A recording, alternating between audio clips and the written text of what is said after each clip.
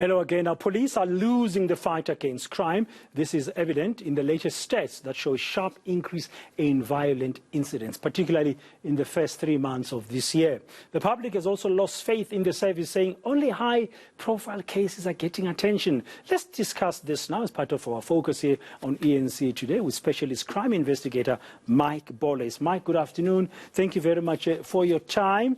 Only high-profile cases are getting the support, and many people who suffer crime are not really getting the required resources. That's a kind of a high-level complaint we keep on hearing. What's your sense? Are the police losing the fight against crime? What you're saying initially is, in effect, so, and it is, in a way, good news.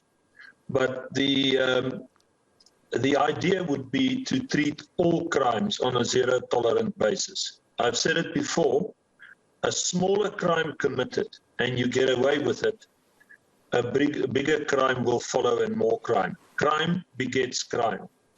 So when there's a break-in in an area and it's not dealt with immediately, it will eventually, the whole area will be affected, and then other and bigger crimes like kidnappings, hijackings, and murders and rapes will follow.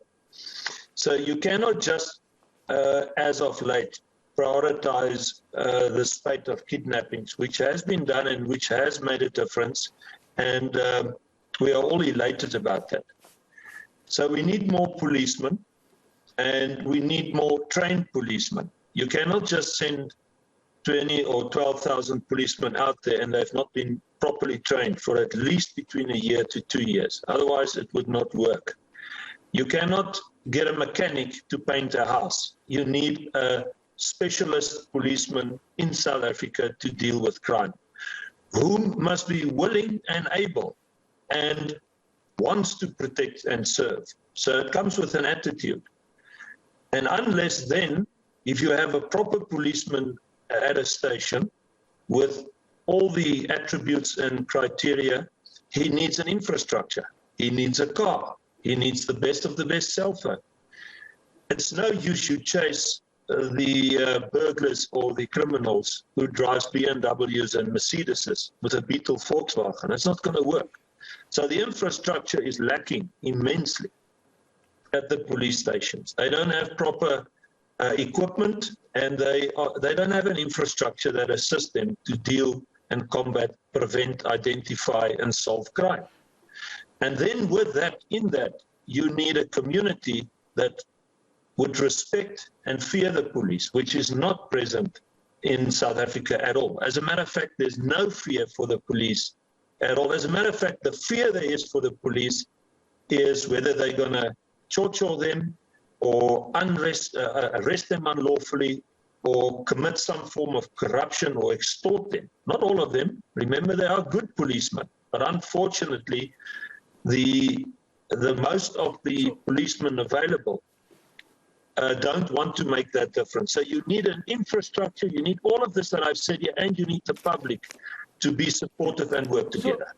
So Mr. Bolhuis, you've touched on a number of issues. Firstly, you say, yes, the attention on high-profile cases is necessary, but there has to be an attitude of zero tolerance on any sort of crime, small or big. That's what we need to see. The other point you've made is about resources and infrastructure that the police don't have.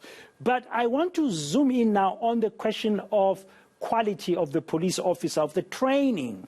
You were saying that there's no point in deploying 12,000 extra policemen if they are not properly trained and qualified. What should such training focus for in South Africa today with the kinds of crimes that we are seeing, kidnappings, murders, rape, and so on?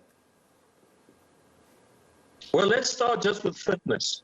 How many policemen can run a proper 100 meters? 200 meters. What policeman can run with his equipment and catch a criminal? So you need fit policemen. Unfortunately, I see it at the malls. Same with security. It's all with the whole safety and security situation in South Africa. There is no fitness. Secondly, they need to be trained, the policeman that is going to be put out there to deal with the spate of all crimes. That includes cybercrime. That includes all the violent crimes, all the economic crimes.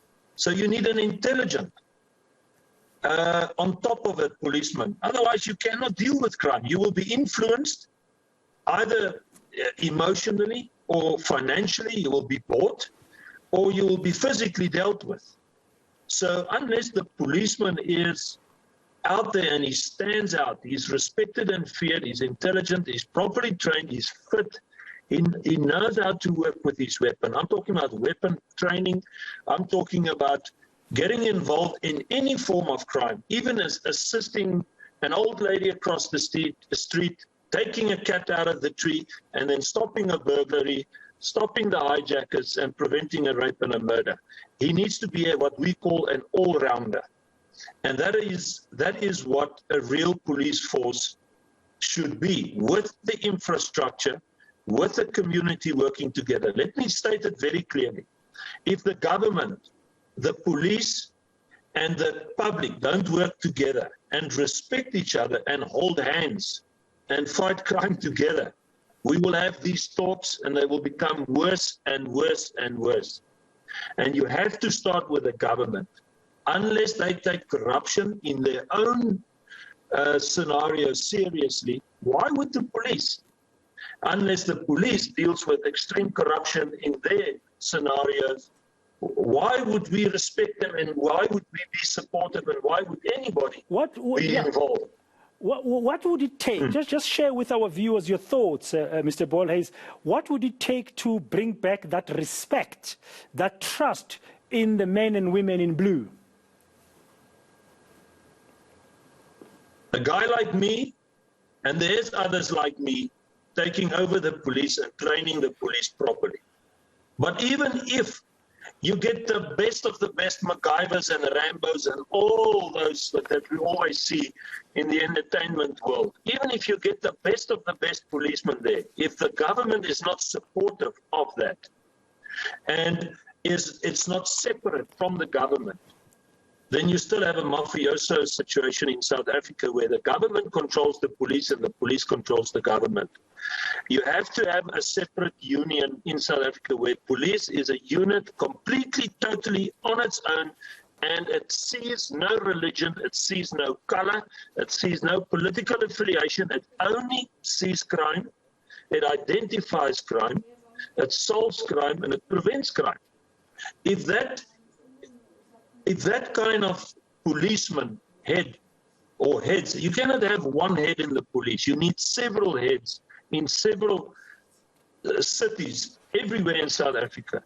And if that kind of training is then not brought into the police, as I've explained it thoroughly here, you will have no decline in crime, you will have an escalation in crime.